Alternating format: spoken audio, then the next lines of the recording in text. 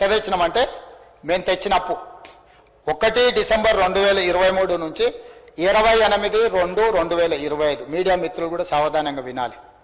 1/12/2023 నుంచి 28/2/2025 మన ఫిబ్రవరి 28 తారీఖు వరకు లెక్క ఇది నేను చెప్పేది. 1,58,041 కోటి అప్పు తెచ్చినాం అధ్యక్ష. నేను మా ఉప ముఖ్యమంత్రి మా మంత్రివర్గ సభ్యులం కలిసి మేము తెచ్చిన అప్పు.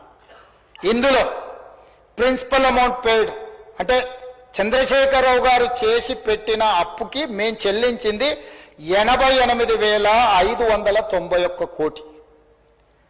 మళ్ళీ చెప్తున్నా అధ్యక్ష, చంద్రశేఖరరావు గారు తెచ్చిన అప్పులకు అసలు 88,591 కోటి మేము చెల్లించినాం. అదేవిధంగా మిత్తి 1/12/2023 నుంచి 28/2/2025 వరకు 64,768 కోట్ల రూపాయలు మిత్తి చెల్లించినాం అధ్యక్ష.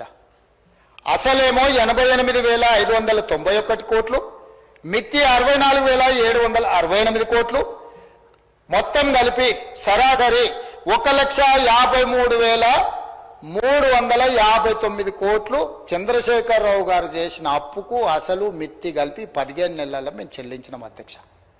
నిక్కరంగా మేము చేసిన అప్పు 4,682.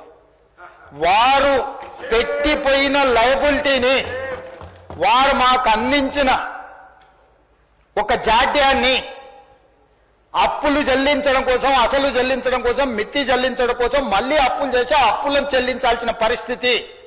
ఈరోజు మేము చెల్లించింది పక్కన పెట్టి 1,52,000 కోట్లు అప్పు చేసిండ్రు, లేకపోతే 1,20,000 కోట్లు అప్పు చేసిండ్రు. మా మీద బురద చల్లే ప్రయత్నం చేస్తున్నారు. నీకు కన్ఫ్యూజన్ అక్కర్లేదు హరీష్ రావు గారు, లెక్క పక్కాగా చెప్తున్నా. 1,58,041 కోటి మేము అప్పు చేసినాము.